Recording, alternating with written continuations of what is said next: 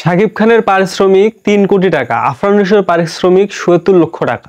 আসসালামু আলাইকুম, high M news গাই। তো সম্প্রতি এই বিষয়টা নিয়ে অনেক আলোচনা, সমালোচনা, যুক্তি তর্ক হচ্ছে।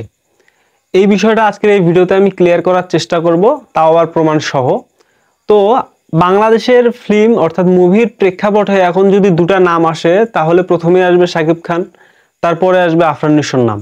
এছাড়া কিন্তু এছাড়া সবার প্রথমে এই দুটা নাম আগে আসবে এবং সব থেকে বেশি পেমেন্টস নেয় হচ্ছে আমাদের শাকিব খান। আর তার থেকে নিচু পেমেন্টস অর্থাৎ আফরান নিশোর উপরে পেমেন্টস নেওয়া নায়কও আছে, যাদের সিনেমা এখন চলে না বা তারা এখন সিনেমা পায় না। তো বিষয় ওটা না, বিষয় হচ্ছে প্রথমে যেটা বললাম যে শাকিব খানের পারিশ্রমিক ৩ কোটি টাকা, আফরান নিশোর পারিশ্রমিক ৭৭ লক্ষ টাকা। এদিকে শাকিব খান ২৫ বছর ধরে কিন্তু সিনেমা করে আসতেছে। তিনি কিন্তু রিসেন্ট টাইমে যে সিনেমাগুলো করতেছে প্রত্যেকটা সিনেমা কিন্তু সুপার ডুপার হিট হচ্ছে। আফরান নিশো মাত্র ২টা সিনেমা করেছে, সুরঙ্গ, দাগি, ২টা সিনেমায় সুপার ডুপার হিট হয়েছে। সেই সাথে তাণ্ডবে একটা ক্যামিও করেছে, সেইটাই নিজের জায়গা তিনি করে নিয়েছেন। কিন্তু সুরঙ্গ মাসুদ হিসেবে নিজের যে জায়গা তিনি করে নিয়েছেন। তো আফরান নিশো কিন্তু ছোট পর্দার অর্থাৎ নাটকের একজন অনেক পরীক্ষিত প্রমাণিত একজন অভিনেতা ছিলেন, আছেন। তিনি কিন্তু নাটকে অনেক ভালো রেমিউনেশনে কাজ করতেন, ভালো পেমেন্ট নিতেন।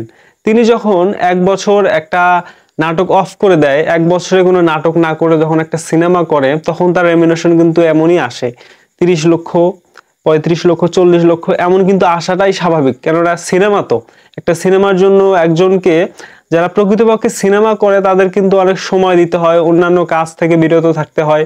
এটা কিন্তু প্রডিউসাররা আসলে সুযোগটা করে দেয়। তো সেই দিক থেকে আফরান নিশোর পারিশ্রমিক ৭৭ লক্ষ টাকা না হলেও তার কাছাকাছি তো থাকবেই, যেহেতু তিনি মাত্র ২টা সিনেমা করে ২টা সিনেমায় সুপার ডুপার হিট দিয়েছে। তার পারিশ্রমিক যদি ৭৭ লক্ষ টাকা না হয়, তার কাছাকাছি অবশ্যই থাকবে বাংলাদেশের এখনকার সিনেমার আয় ব্যয়ের প্রেক্ষাপটে।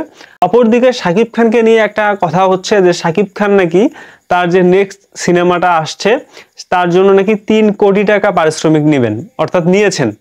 তো এটা কতটা সত্য কতটা মিথ্যা, তো এই বিষয়ে প্রথম আলো একটা নিউজ করেছে, যেখানটায় মূলত তারা পুরোপুরি ক্লিয়ার করে দিয়েছে। তো যারা যারা নিউজটা দেখেন নাই বা পড়েন নাই তাদের জন্য বলতেছি, এই বিষয়ে তারা নতুন সিনেমা যে প্রযোজক তাকে প্রশ্ন করেছিল যে শাকিব খান কি আপনাদের থেকে এত বিগ রেমিউনেশন নিয়েছে কিনা, ৩ কোটি টাকা নিয়েছে কিনা। তখন তারা কিন্তু বলেছে যে আসলে সামাজিক যোগাযোগ মাধ্যম থেকে শুরু করে সংবাদ মাধ্যম সবখানেই তো এক মেগাস্টারকে নিয়ে বিভিন্ন আলোচনা সমালোচনা হয়। তো এরকম একটা ইস্যুই কিন্তু এই বাজেটটাও, যে আসলে আমরা কত টাকা দিয়ে চুক্তিবদ্ধ করেছি এটা আসলে আমরা অফিসিয়ালি এক সময় জানাবো, কিন্তু যেটা ছড়িয়েছে এটা আসলে ফেক।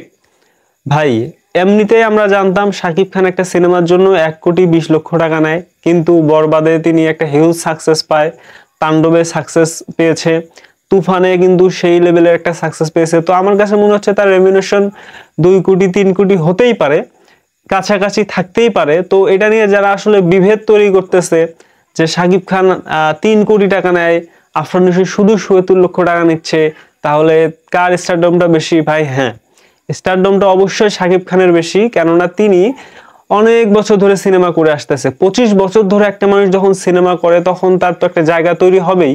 আফরান নিশো জাস্ট ২টা সিনেমা করেছে, 2টা সিনেমা দিয়েই তিনি সুপার ডুপার হিট, 2টা সিনেমাই, ঠিক আছে। তো এই একটা বিষয় নিয়ে কিন্তু আমি একটা ডেডিকেটেড ভিডিও বানাবো যে কিভাবে আসলে সুপারস্টার হয় এবং কিভাবে জাস্ট নায়ক থেকে যায় কিছু অভিনেতারা। তো এটা নিয়ে একটা ভিডিও বানাবো। মূলত আজকের ভিডিওতে যেটা ক্লিয়ার করা ছিল সেটা হচ্ছে পারিশ্রমিক নিয়ে।